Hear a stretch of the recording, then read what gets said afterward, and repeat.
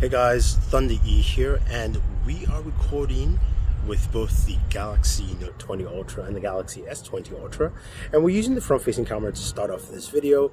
So we're going to be comparing photos and videos from both devices, as well as also listening to the microphone and looking at some features to see what we actually get. So I'm walking with the front-facing camera. I am going to switch over to the rear camera, and we'll check out other features, night mode, all that fun stuff. So let's go ahead and just enjoy this wonderful video. And now we are shooting with the rear cameras, 4K 60 as well, with both, just walking around the path, giving you an idea of what both cameras can do, and of course the microphones as well. Looking at some stabilization, seeing how well it stabilizes. This is good, it's better. I'm picking up my walking pace a little bit. It was a bit slower initially. Now I'm giving standard walking pace, if you will. And then I'm going to go ahead and pan across the city.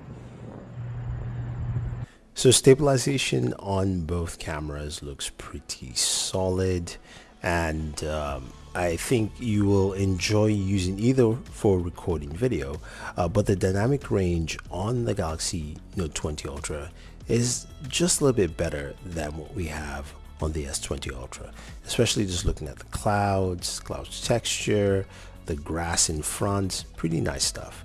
Now both shoot at 8K and 8K 24 frames per second. Honestly, you can't really tell the difference between both devices shooting at 8K. I have them side by side here, so you get an idea of what 8K video capture will look like on this device. But it's pretty solid overall. It's something you want to do stationary or on a tripod, not something you're going to be freehanding like I am right now. You're not going to get the best quality. You can definitely check out Danny Wingett's video samples from this device. Really showcases it to its best level. So looking at SuperSteady videos, they look really similar. Now I suggest you look at one video first before you look at the other, so you don't get confused or dizzy or anything like that. But I'll say it's pretty similar, and technology has stayed the same. Works really well in good lighting situations, although the dynamic range on the Note 20 Ultra really stands out, especially when you're recording to the sun and things like that. Now autofocus was a big issue with the S20 Ultra, and you can see here it's been improved.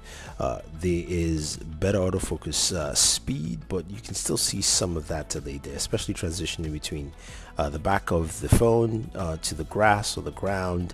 Some of that delay is there now. As we move over to the Galaxy Note 20 Ultra, which has that laser focus, it's a bit faster. It's actually much faster, and you can see how fast the autofocus is, just transitioning from grass to device and things like that. So that's actually pretty nice to see. Now taking a look at some front-facing photos. So we've got the S20 Ultra and the Note 20 Ultra here. This image, I kind of like the Note 20 Ultra more. My skin tone is closer to the match. The shirts are the same colors. The colors are for everything else on these photos are what it is in real life. Now looking at my girl here, this is where the skin color differences kind of point out. So the S20 Ultra has a closer skin tone to what her natural skin tone is compared to the Note 20 Ultra, which is just a bit off, although her face looks much whiter or much lighter in complexion on the Note 20 Ultra. Same again in this photo, although her hair color is the same, that matches pretty well. The top is the colors also matches, but her skin tone is slightly better on the S20 Ultra than the Note 20 Ultra. Now when we move over to the rear camera, now this is where things flip around. This is a portrait shot, and the skin tone is more correct on the Note 20 Ultra than the S20 Ultra.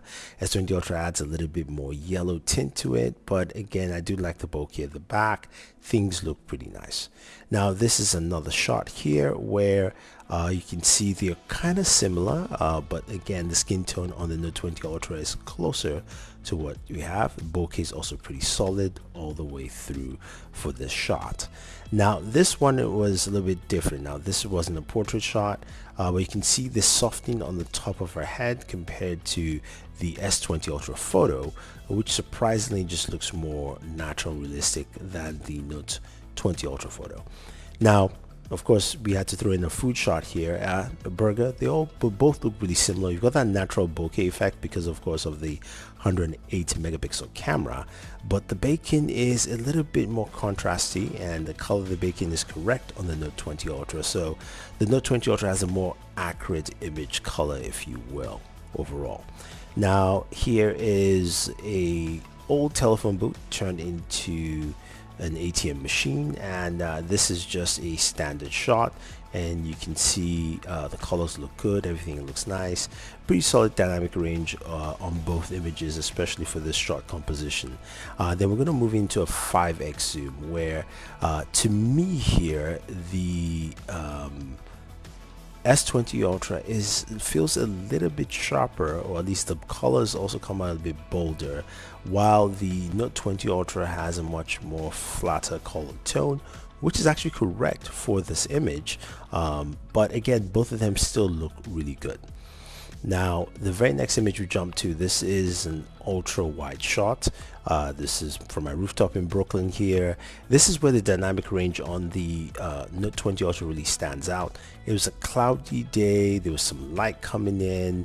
As you look at the S20 Ultra image, the center building, which is like this brown brick building, is more contrasty, darker compared to the Note 20 Ultra, where that image is actually closer to the color of what you have with that building. Also, there's the images around.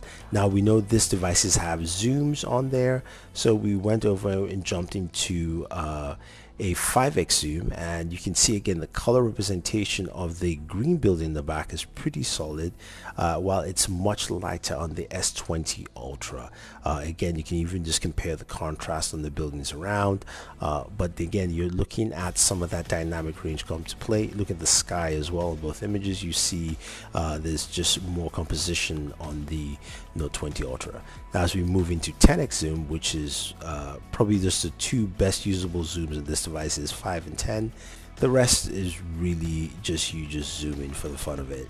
The Note 20 Ultra again has better color composition compared to the S20 Ultra, but again still solid images, and also just the contrast all around on the Note 20 Ultra looks good. Now moving on to nighttime video. So this is where again we've got the bigger megapixel sensor on the S20 Ultra, and you can see the S20 Ultra image looks just a little bit more brighter than the Note 20 Ultra. That was from coming from a much darker environment and walking into a light source, recording in 4K 60. The S20 Ultra image just looks better to me here, and also there's pretty solid stabilization. Now the rear camera, we're looking at 4K 60, and you can see it's got the same wobble effect. Again, I'm walking on a deliberate pace, but the images look pretty nice and sharp. It's not as grainy as I thought it would be, so I do like it, but again it's a bit wobbly, trying to compensate I believe at night. So solid images overall. Now looking at some selfie low light photos here, we've got the S20 Ultra bringing in that brightness up with this shot, but the Note 20 Ultra gives me more detail and is a bit more closer, at least to my skin tone and this representation. Now this next image, I just want to show you how it is taken without any low light modes. It's pretty dark, it's on my roof, there's really no lights around me whatsoever. Take a look at what we see here. The Note 20 Ultra image is much sharper. That's my red t-shirt. You can see the yellow breaking in. It looks pretty sharp. You can clearly see the Galaxy Buds. You can even see some more detail on my face compared to the S20 Ultra, where it's really soft. It still brightens up the image, but the Note 20 Ultra image really stands out here. Definitely like what I've seen with the Note 20 Ultra, especially in low light situations. Here's another shot again. poor lighting, not much, just giving you a shot without the low light camera mode. And then when we move over, you can see here again the Note 20 Ultra. You can see more of my shirt. It's an Iron Man shirt, more details in my face, less softness around. Also, you can see more of the color of the building coming up, as opposed to the S20 Ultra, where the image is really soft and also a bit shaky because you have to hold it for a much longer period of time to get that. Now we look at some landmarks here, and you can see the Note 20 Ultra image. It feels a little bit sharper, and also is taking in less of that yellow or hue lights, if you will. So compared to the S20 Ultra, where you can see the lighting around the car is taking more yellow from the building across. Both images are nice, but I think the Note 20 Ultra is trying to clean it up a little bit more. Now we go into the ultra wide shot again. You can see more of that yellow lighting coming from the right hand side into the image for the Galaxy S20 Ultra, which kind of muddles it a little bit for me, and the distortion is a little bit more pronounced compared to the Note 20 Ultra here, which just feels a little bit more balanced in terms of that bringing in that yellow light in from the yellow light source. So this next image is of the Brooklyn Bridge. I do like this image quite a bit, but when you look at both images here, the Note 20 Ultra image is brighter, as you can clearly see, but I do like the image from the S20 Ultra. Thus the darker tones really sets the contrast for me here in this image. But again, both images look good, but again, my preferred image here is from the S20 Ultra. Now here's one where the Note 20 Ultra really shines in low light conditions. Looking at both images of the car, the Note 20 Ultra just highlights the car, details of the brick behind. Just the car looks more visible and clear compared to the S20 Ultra. Now this is an image I had posted online earlier in the week, and you can clearly see the Note 20 Ultra just highlights more. You can see more of the surroundings, you can see more of the grass in front of us compared to the S20 Ultra, where it's much fuzzier and kind of just like a black speck. And again, just a bright and cleaner image from the Galaxy Note 20 Ultra. Now this is the ultra wide camera from both of the devices, and here the Galaxy Note 20 Ultra again does a better job at brightening up the image, showing more detail. So if you look right after the first stool or white stool, you can't see anything in front of you with in the Galaxy S20 Ultra image. With the Note 20 Ultra image, it's much clearer and much sharper. Now this is a really fun image that I took. This is in Williamsburg in Brooklyn. Both images look really good, and I like what I see from both of them. I would say the slight edge here goes to the Note 20 Ultra just because of the lighting right in front. You can see more of the fence and all that fun stuff, but both images look really solid. Now some indoor nighttime shots. This is at a bar, just picking up a drink. Both images look nice from the Note 20 Ultra and the Galaxy S20 Ultra. I think this is where these cameras really excel in these kind of settings that a lot of people are using low light photography. So solid images. Now here's an ultra wide shot here. Again, they look kind of similar to me. They look also pretty sharp and clear. I'll say maybe slightly sharper on the Galaxy S20 Ultra here, but I think both images look really good. I like the adjustment to all the different colors, from the drinks to the lighting to the light source on the left hand side. Comes out pretty well in this image. So we're going to a standard shot here. Again, both images look really good. You can see everything quite clearly. And also the separation of the different lights come out pretty well in both photos. So really solid stuff again from both the Note 20 Ultra and the Galaxy S20 Ultra. So now we move into here our 5x zoom, and you can see the Note 20 Ultra image is much sharper. Mind you, I was not free holding this. I actually placed this on a stand and I took a photo. The S20 Ultra image is just a little bit fuzzy, just a smidge. But when we go into 10x zoom, this is where the Note 20 Ultra image really stands out. Trust me, I tried to take that image on the right with the S20 Ultra multiple times. It came out the same way each time, even though it was placed on a table, had a stand, and I just pressed the button. The Note 20 Ultra image looks absolutely astounding. 10x zoom, indoors, low light setting. Now here's just one more image, outdoor setting, and you can see both images look really good. What you notice in the Note 20 Ultra is really important is to look at the buildings at the back.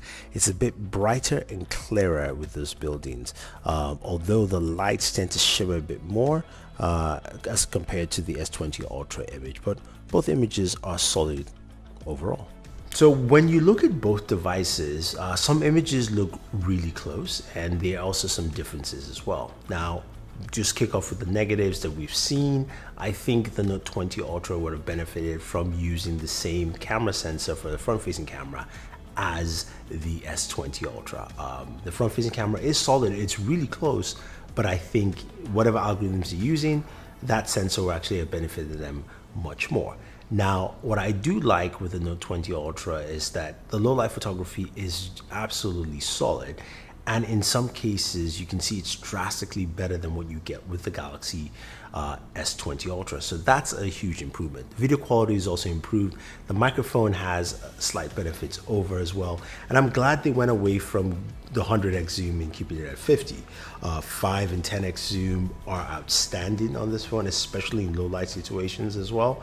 So you get to see that there. And I do like the color size, even though there's some times where it kind of goes off. Dynamic range is also pretty solid on this device.